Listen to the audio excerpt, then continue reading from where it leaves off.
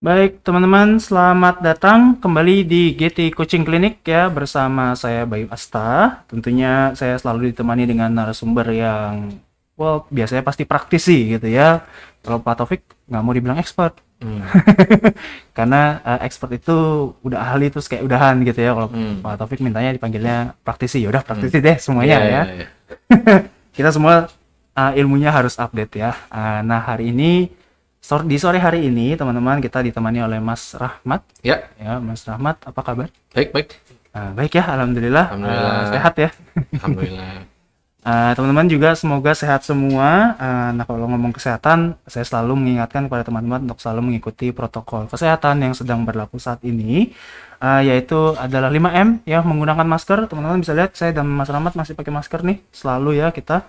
Lalu mencuci tangan dengan sabun dan air mengalir. Teman-teman juga mungkin saya tambahin, bawalah namanya hand sanitizer. Jadi kalau ini nggak ada sabun, saya tadi pagi malah dinasihatin untuk bawa sabun gitu. Bawa sabun di botol yang cair gitu. Ya, Itu boleh juga tuh tipsnya. Lalu juga menjaga jarak satu sama lainnya. Saya di sini sama Mas Rahmat adalah kira-kira 1 meter gitu ya. ya.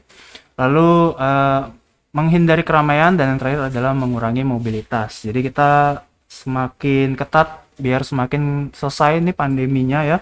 Rasanya naik turun agak bete ya. Ya.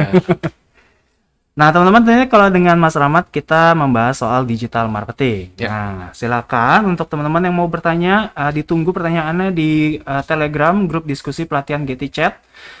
Teman-teman yang sekarang live nih, semuanya lagi nonton di grup di channel Telegram alumni dan peserta pelatihan GT, nama channelnya. Jadi selamat datang semuanya. Dan untuk teman-teman yang ada di YouTube, ya, yang ada di YouTube ini berarti nonton replaynya gitu ya, nonton replaynya di channel GT Incubator gitu. Ini udah masuk sebenarnya pertanyaan satu dari baik. Mas Rahmat Hidayat gitu ya. Wah, ini langganan. Langganan. Ini emang berarti lagi nekun-nekunin. Tentunya semoga berhasil Mas Rahmat.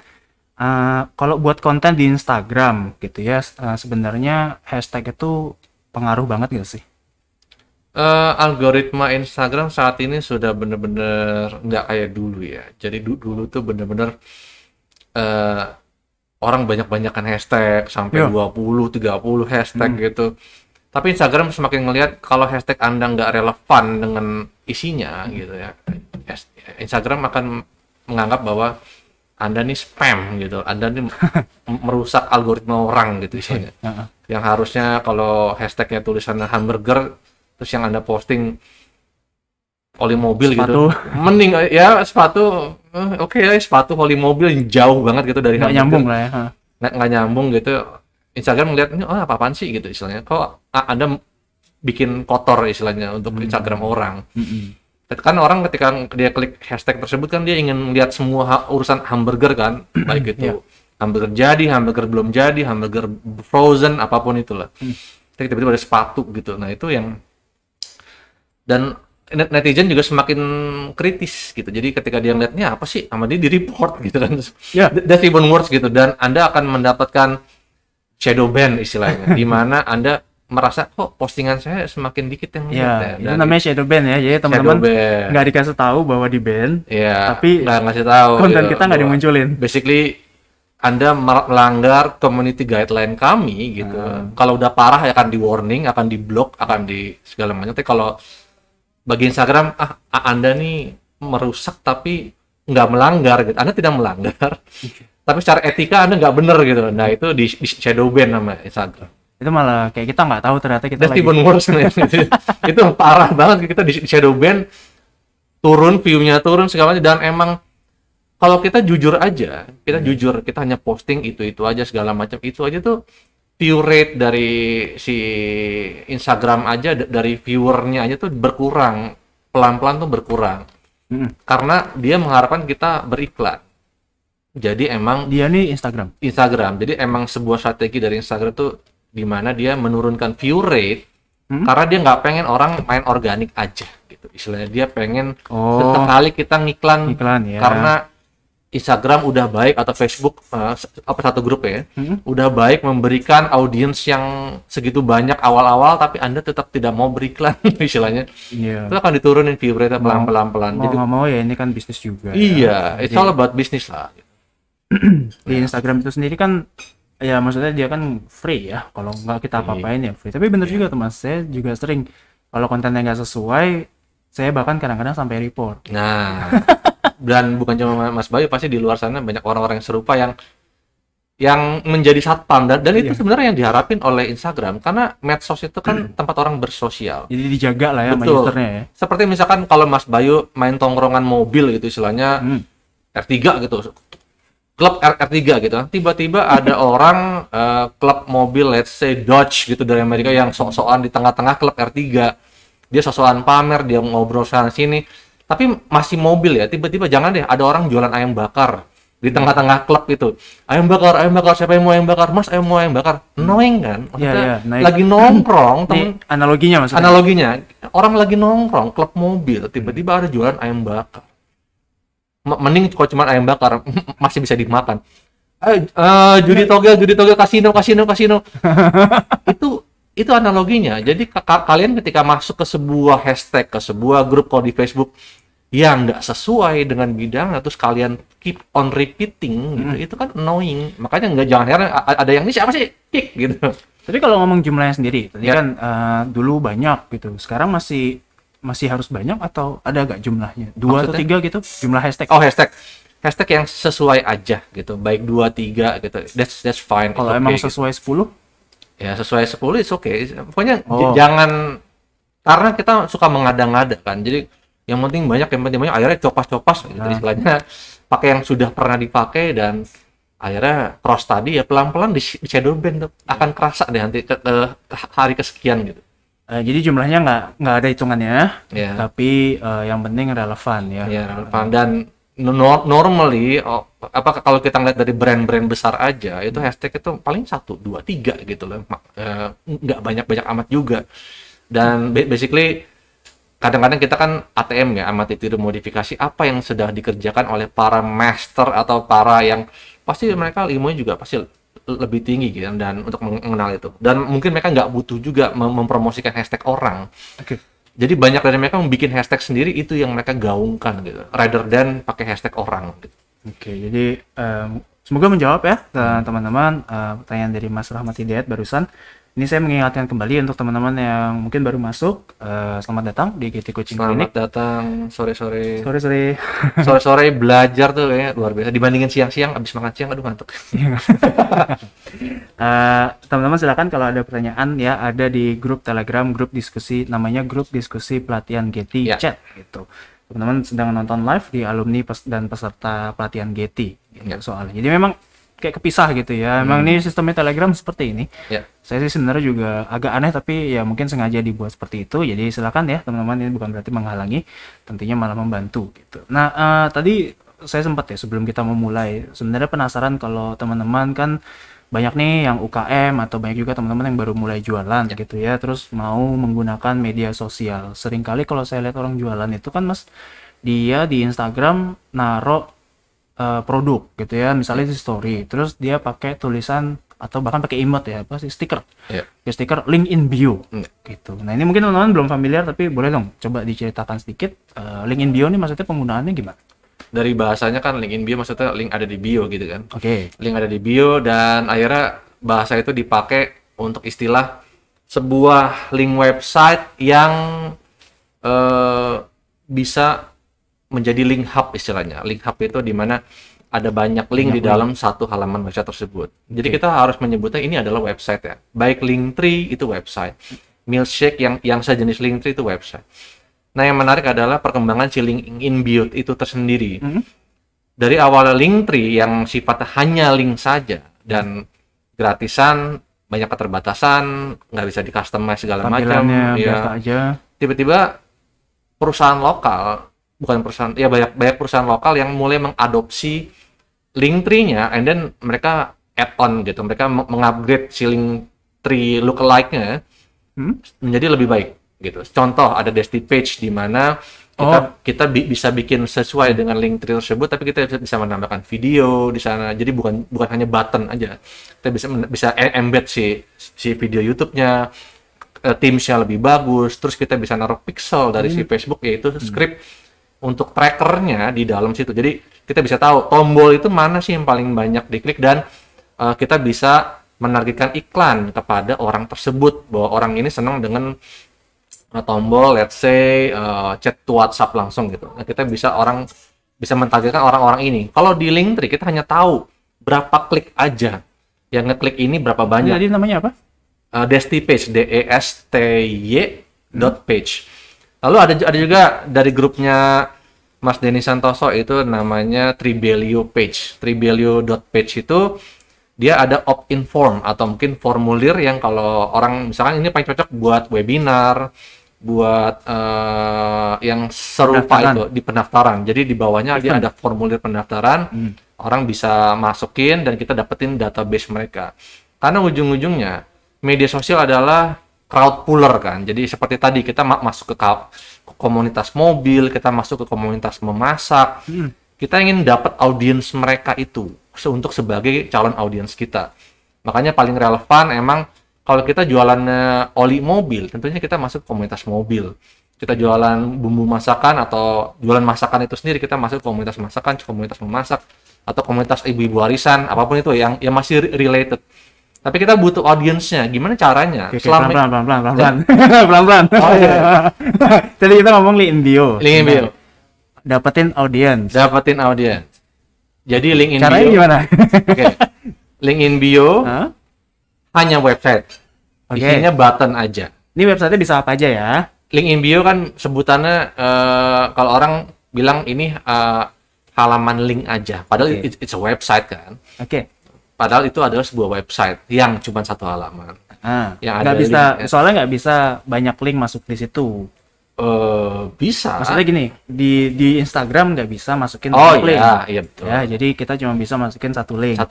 Akhirnya link bercabang gitu. Makanya digunakan yang link in bio. Namanya bukan link in bio dong mas, Linktree. Ya maksudnya istilah itu sekarang dipakai untuk link in bio tuh yang ada di Instagram itu, pakailah link in bio gitu. Oke, ya. Nah, di link in bio-nya itu biasanya pakai Linktree. Salah satu brandnya Linktree. Jadi kalau teman-teman ngeklik link tersebut nanti akan ada list linknya gitu kan. Nah, teman-teman disitulah mau masukin macam-macam bisa, udah lebih bebas lah daripada sebelumnya. Dulunya pakai Linktree, sekarang pakai Desty Page. Nah, dengan Linktree teman-teman akan punya opsi untuk memberikan si audiens, Anda mau kemana silakan gitu kan. Tapi kita nggak bisa dapetin datanya dia. Siapa sih yang ingin atau siapa sih orang yang menjadi audience hot kita? Nah, ini kita ngomongin funneling dikit nih, Mas Bay. Funneling itu kan gimana caranya audience yang tadinya 1.000 orang, kita sortir 10%-nya, kita sortir 10%-nya lagi gitu istilahnya. Buat ngedapetin calon pelanggan kita. Gitu. Oke. Kan ya, karena kita kalau semuanya ya nggak semuanya sama ya, istilahnya maksudnya nggak semuanya sama, bukan gitu, nggak semuanya sesuai dengan audiens yang kita maksud, nggak semuanya membutuhkan jasa atau barang yang kita tawarkan. Baik, dari 1.000 orang kalau kita jualan ya, yang dari 1.000 orang yang butuh tuh cuma 100 ya, mungkin mereka hanya suka konten kita, tapi mereka nggak butuh jasa atau barang kita. Oke, jadi mempersempit gitu. Ini mungkin satu sudut pandang yang harus ditanamkan ke teman-teman nih. Di mana kan biasanya ya, apalagi kalau teman-teman yang UKM nih, pebisnis gitu, pastinya kan, saya maunya semua orang beli produk saya gitu. Kenapa kita mempersempit pasar? Ya untuk lebih mudah. Jadi pastinya seperti kalau teman-teman kita masukkan ke dalam sebuah ruangan dan di ruangan itu ternyata ada 1.000 orang. Terus si MC-nya ngomong gini, siapa yang di sini laki-laki angkat tangan. Nah, yang perempuan dibuang. Apa jadi menfilter? Udah laki-laki semua. Siapa yang di sini umurnya di bawah 30 tahun? Angkat tangan lagi. Nah, yang di atas 30 tahun dibuang. Kenapa? Karena kita sedang mencari orang-orang di ruangan itu yang laki-laki umur 30. Karena dan orang-orang tersebut yang akan beli produk kita. Iya betul. Karena kita jualan sepatu basket misalkan. Maka kita cari siapa yang laki-laki di bawah umur 30 yang masih aktif ya, walaupun yang di atas umur itu tetap beli sepatu basket gitu ya. Terus siapa yang main basket gitu. Jadi udah sortir main basket. Jadi supaya lebih jelas kan, udah jelas kan orang main basket umur di bawah 30, laki-laki, ya mereka butuh sepatu lah secara dia aktif ya. Kalau yang nggak aktif paling belinya sekali dalam 2 tahun 3 tahun. Tapi kalau yang aktif dia akan beli lebih dari sekali.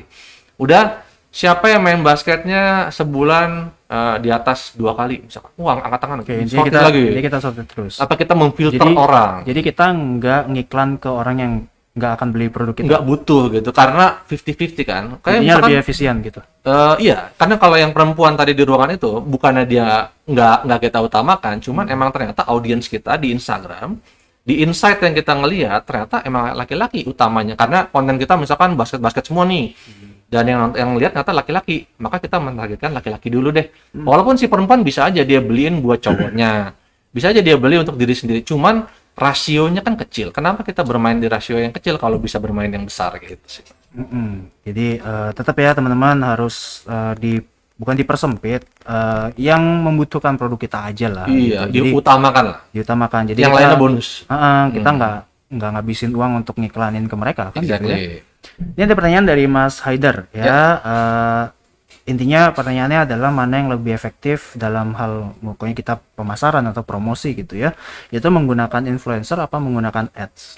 Menggunakan influencer atau ads. Ini jawabannya nggak bisa cuman satu ya. Karena pertama gini, kalau si influencer memiliki audiens yang tepat dengan kita, itu bisa impact-nya besar juga gitu ya.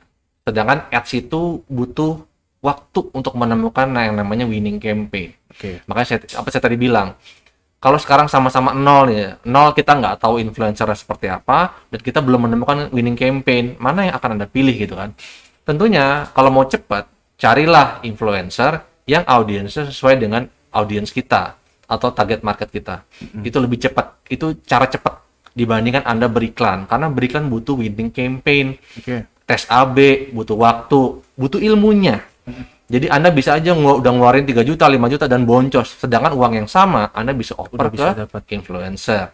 Tapi tentunya untuk mencari influencer yang tepat itu juga butuh waktu, tapi tidak selama yang tadi untuk beriklan. Gitu sih jawaban saya. Jadi pakailah influencer yang tepat. Karena terkadang kita influencer followernya banyak, tapi audiensnya nggak tepat. Berarti kelebihannya untuk kalau dari influencer tuh lebih tepat. Tapi tentunya ads juga punya kelebihan sendiri dong. In the end, ads kalau udah nemuin winning campaign, maka kita nggak butuh lagi influencer. Oh ya? Iya, istilahnya dengan winning campaign itu kita bisa menekan biaya cost. Karena kita tinggal repetisi. Betul, kita udah repetisi, orang yang udah masukin add to cart, tinggal kita remarketing sampai di akhirnya transaksi itu udah menemuin winning campaign. Tapi it takes time. Tapi saya tarik ucapan saya bukannya bilang nggak butuh si influencer lagi, tapi frekuensinya nggak usah sering itu gitu. Karena terkadang kita tetap butuh. Soalnya mereka punya base audience yang besar juga gitu, yang terpengaruh, makanya dibilang influencer kan, terpengaruh dengan si orang tersebut gitu. Pasti berarti intinya dua-duanya tetap harus dilaksanakan. Dua-duanya tetap dilaksanakan, tinggal komposisinya nih. Mana yang besar, mana yang diduluin. Bisa saya simpulkan nggak kalau kita baru launching akan lebih fokus ke influencer? Lebih cepat. Karena lebih cepat soalnya kan ya. Lalu kalau udah steady gitu ya, udah berapa lama kita lebih fokus ke ads? Iya, dan influencer agak turun gitu ya. Jadi fokus ke ads. Tapi kalau misalkan ada sebuah produk yang ternyata dia membutuhkan public figure-nya yang tepat gitu ya. Kayak misalkan let's say kita jualan kopi gitu, yang minum kopinya orang yang audiens yang tepat. Dan ternyata emang untuk produk kopi ini secara influencer penjualan lebih baik dibanding kita ber-ads, iya kenapa maksain pakai ads gitu loh. Jadi nggak semua produk itu applicable dengan apa yang tadi saya sampaikan. Tapi normalnya orang karena dia belum menemukan winning campaign, maka dia pakai influencer dulu. Gitu. Karena influencer juga yang base followernya besar juga kan costly juga gitu. Sedangkan dengan ads kita benar-benar bisa menemukan yang tadi yang sesuai dengan apa yang kita butuhkan.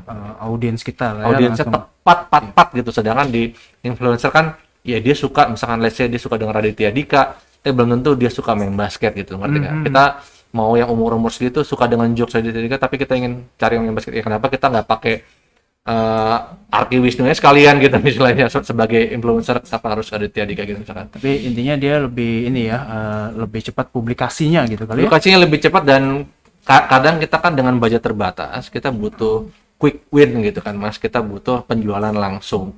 Oke. Gitu. Nah ini ada pertanyaan yang mungkin lebih tepat kalau saya aja yang jawab nih. Mbak Mai ya, Mbak Mai bertanya, Assalamualaikum, Waalaikumsalam warahmatullahi wabarakatuh. Saya mau tanya bagaimana caranya ngedropship dari marketplace tapi jualan di marketplace yang sama juga. Baik, kita tidak menutup pertanyaan by the way ya, teman-teman yang lain juga jangan ragu-ragu untuk bertanya apapun itu. Saya mungkin kalau bukan dari narasumber yang di bidangnya akan saya yang menjawab, mudah-mudahan bisa menjawab juga. Kalau Mas Rahmat kan sini digital marketer ya. Kalau marketplace kita biasanya sama Mas Putra gitu. Tapi nggak apa-apa, saya pun insya Allah bisa menjawab. Dimana kalau teman-teman mau dropship itu aturannya memang agak spesifik ya. Setahu saya kalau di Tokopedia itu masih bisa.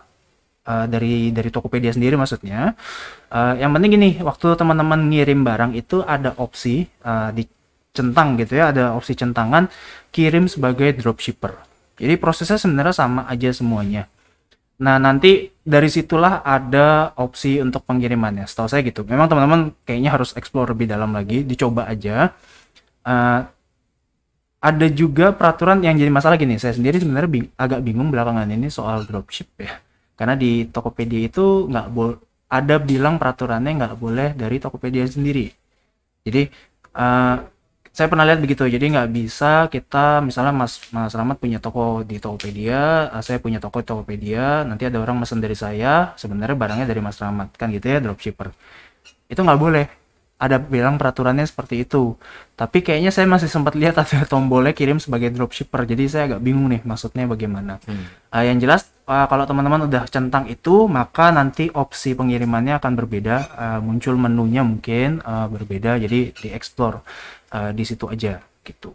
Memang kalau saya sih gini, ngambil amannya adalah kita memang kalau dropship di marketplace yang berbeda. Jadi memang barangnya dapat dari Shopee misalnya, kita jual Tokopedia dan cross.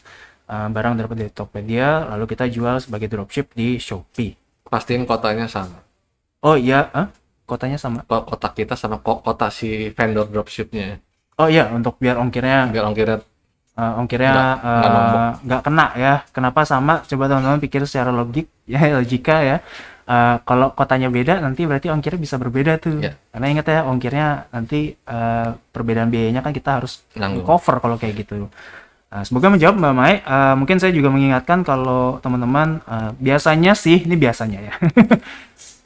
Kalau Senin itu marketplace, kalau Selasa kadang Mas Rahmat itu adalah digital marketing atau logistik oleh Pak Taufik gitu.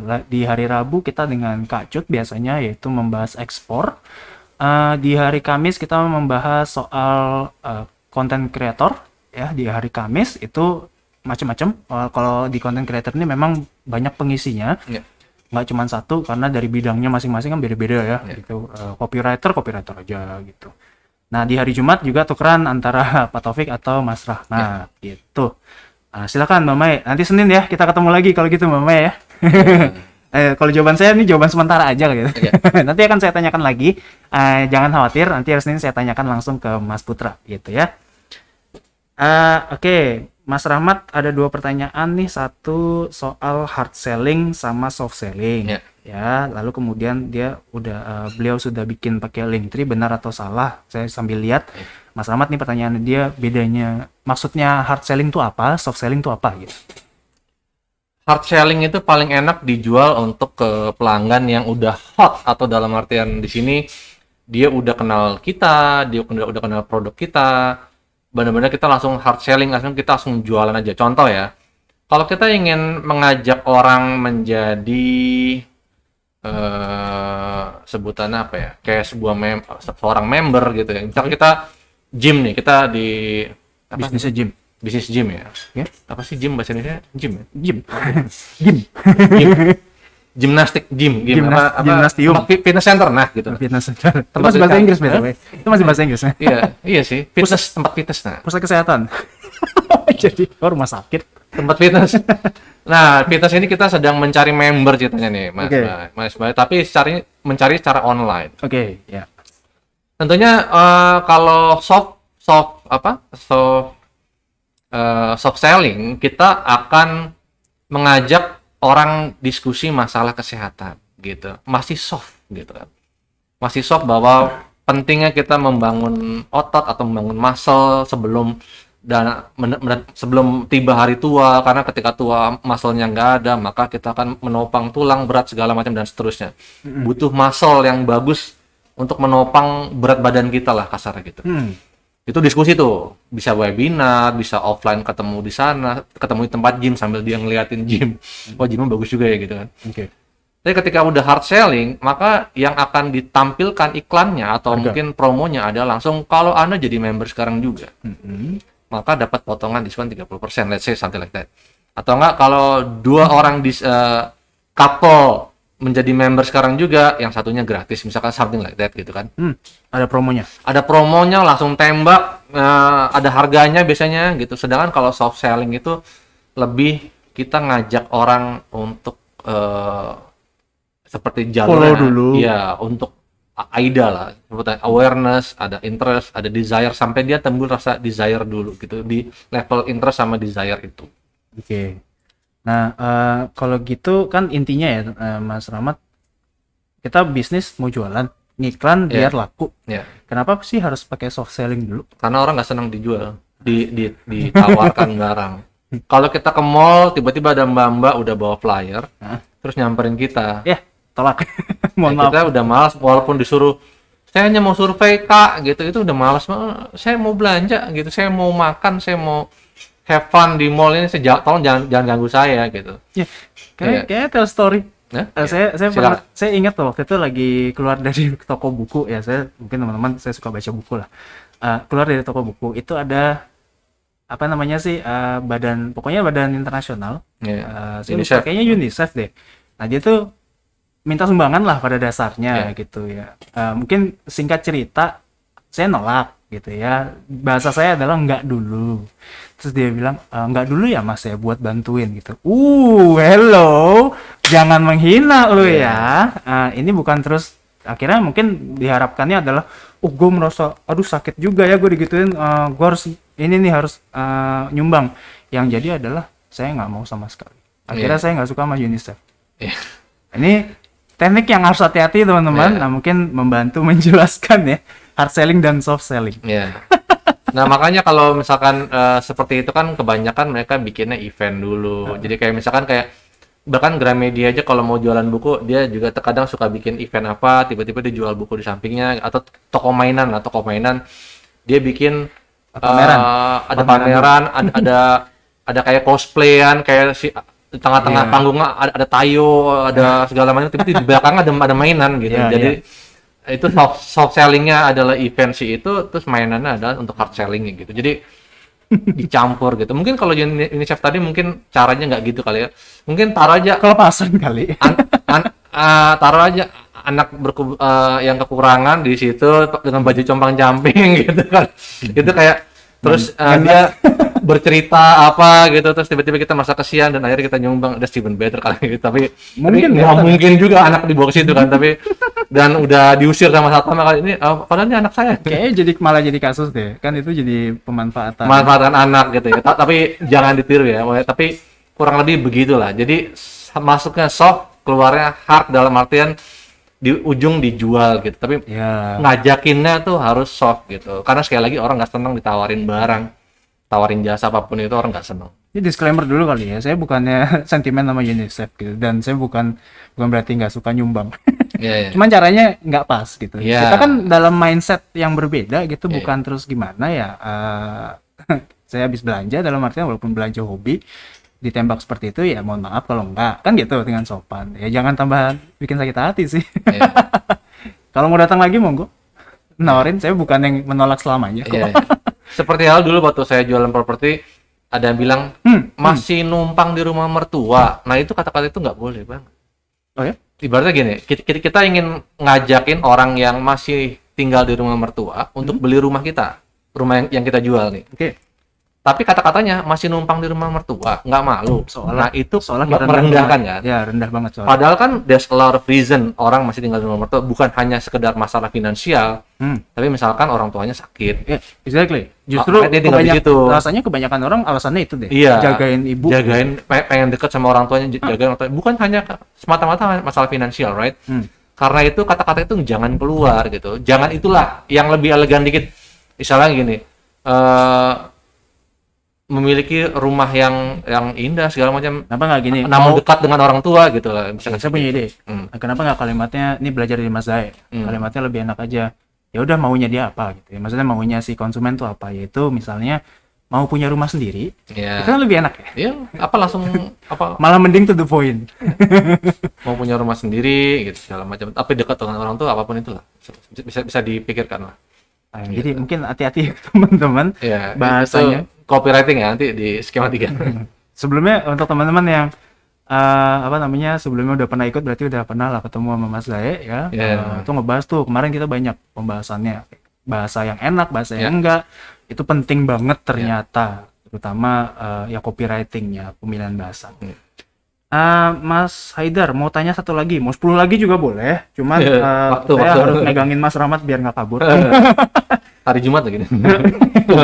Ya memang kalau teman-teman yang belum pernah ikut ya coaching klinik ini karena kita tiap hari, jadi mungkin nggak lama-lama banget gitu. Jadi kita hanya setengah jam. Takutnya bosan guys. Gitu. Iya.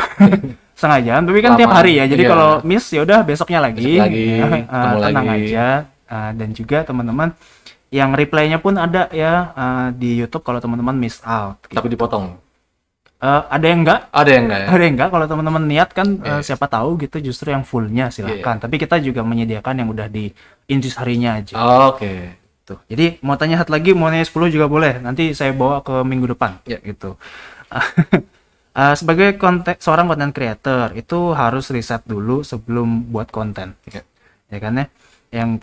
Biar kontennya lebih menarik. Pertanyaannya dengan ngikut tren pasar itu bisa mendongkrak konten yang kita buat. Tools apa yang bagus untuk melihat tren pasar? Pertanyaannya apakah dengan mengikuti tren pasar itu bisa mendongkrak konten kita tuh lebih kelihatan? Lalu kemudian toolsnya untuk lihat tren pasar apa? Ya, kalau mengikuti tren pasar, kayak contohnya kalau di TikTok, di Instagram itu tentunya kalau kita menggunakan musik yang digunakan sama video yang lagi viral, FYP gitu ya, istilahnya tentunya itu bisa ngedorong audiens kita juga ikutan soalnya kita masuk dalam circle itu gitu kan.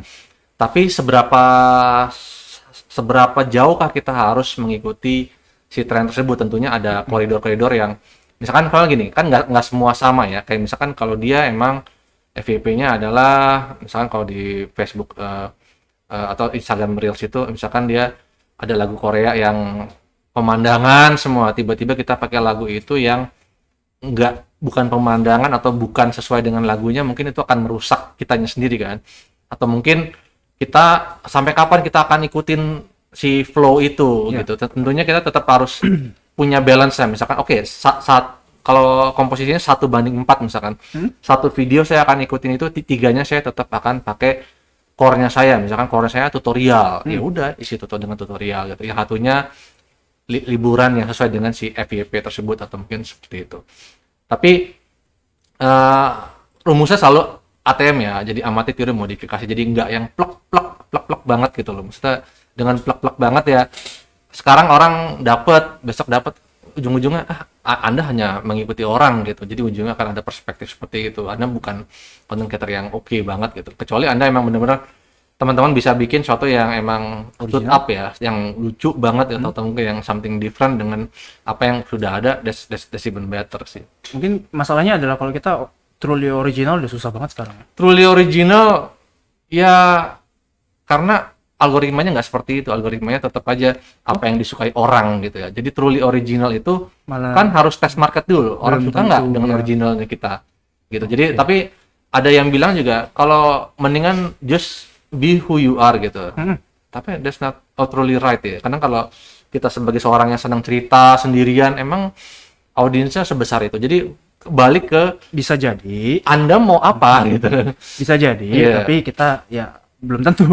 Belum tahu. Jadi akan ada test marketnya kan, dan itu periode yang bisa ngerusak si algoritma di channel Anda sendiri atau di akun Anda sendiri. Karena gitu. berubah-ubah terus ya. Betul. Jadi dari awal sebenarnya kita harus tentuin what do you want to be, atau siapa audiens yang pengen Anda grab. Kalau ternyata Anda seorang storyteller yang Instagramnya cuman cerita doang, cerita aja. Tapi audiensnya ada ternyata, walaupun audiensnya kecil. Tapi audiens yang kecil itu, ternyata kalau kita jualan komik atau kita jualan buku atau jualan apapun itu laku, ya udah itu aja. Tapi jangan jadi ini itu. Jadi semua dikerjain gitu. Ujung-ujungnya jadi nggak punya identitas gitu. Nyampur-nyampur. Jadi kita mau yang viral iya ikut-ikutan, yang ini juga iya. Oke, Gitu. jadi bukan berarti nggak original. Bukan berarti nggak original. Tapi kita justru harus tahu identitasnya justru. Kalau Iya. kita terlalu pindah-pindah juga malah nggak ketemu identitasnya malah. Iya. Pokoknya balik yang tadi. Yang penting yang lagi viral kita ikutin gitu. Itu malah jadi masalah ya. Balik yang tadi, misalkan si channel atau akun ini emang di set dari awal Untuk buat nambah follower sebanyak-banyaknya siapapun dia gitu. Oke. Ya udah ngikutin aja.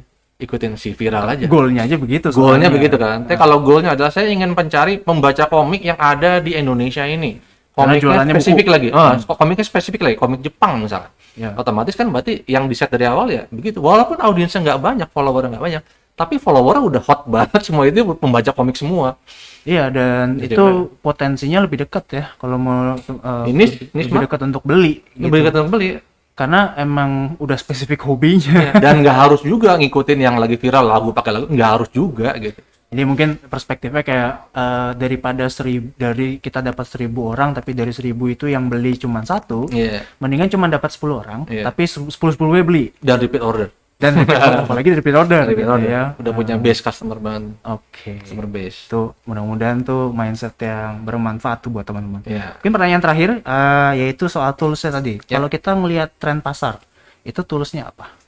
Kalau tren pasar di media sosial, tentunya nggak ada cara yang lebih baik selain lakukan di search itu. Misalkan kita riset si hashtag, kita riset si kompetitor kita riset yang sejenis dengan kita, yang serupa dengan kita, itu cara yang terbaik. Karena kalau riset yang di Google Trend, riset yang di Google itu kan bukan di media sosial gitu, itu risetnya based on website, riset based on kata kunci dan seterusnya gitu. Jadi tools yang terdapat adalah kulik si media sosialnya itu sendiri, baik itu TikTok, baik itu Instagram, baik itu Facebook. Kompetitor kita siapa? Bentuknya dia kayak apa gitu. Jadi Dan search-nya.